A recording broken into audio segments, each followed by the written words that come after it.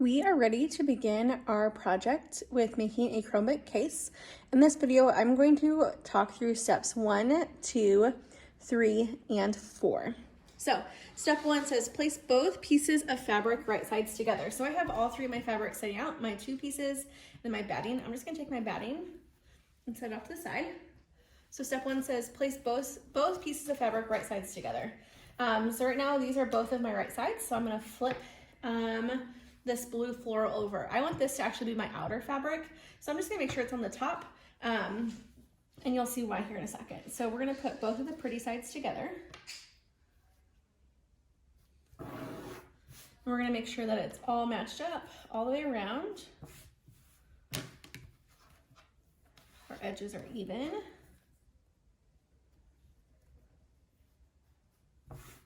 Okay.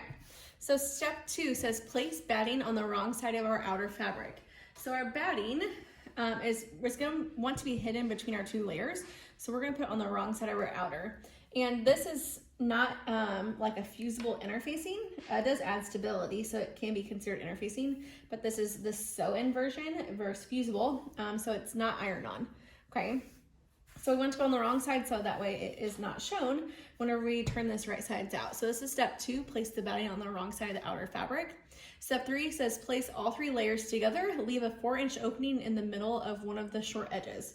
So I'm just gonna look, and I'm at the short edge is closest to me. I'm gonna just use my 4 fingers, and that's gonna be like a 4-finger opening. So we're gonna go ahead and pin this opening.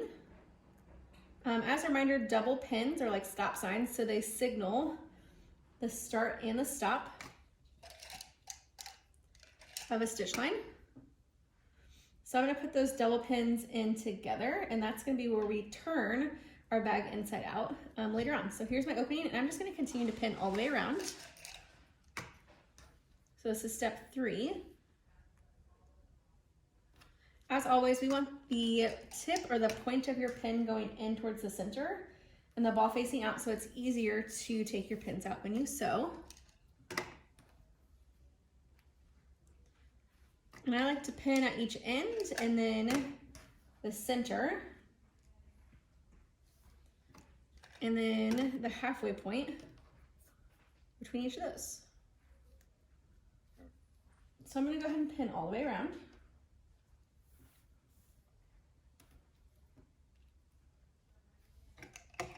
On my short end, I'll probably just pin the center.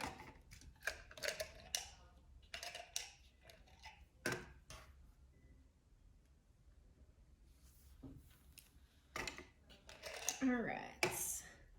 Now, the 4th step to this project is we're gonna put a piece of elastic in between our layers to create like a hook or loop for you to use to close your Chromebook case. So step 4 says on the opposite end of your opening, so here's our opening, we're gonna flip to the opposite end. You will pin your elastic to create a loop, measure to find the center. So let's find the center of our bag. So our bag is exactly 16 inches across, so 8 is going to be our center. So I'm gonna slide this off, and I'm gonna repin this center one to the actual measurement of the center. I'm gonna move it over just a little bit. So this is my center. So the last half of step 4 says pin the loop between your outer and lining fabrics. The cut edge of your elastic will match up with the raw edge of your fabric. Pin in place. So to create a loop, I like to hold it flat and then make a U, okay? And I turn my 2 pieces, or my 2 inside edges together, and I'll kind of show you this up closer to the camera. So I make a U, and then I turn it in towards the center, and this is going to be your loop that your button will hook onto. Okay, so we're gonna go ahead, I'm gonna hold this, and I'm gonna put it in my fabric. It states you want to put it between your outer and your lining fabric. So I'm gonna take this pin out,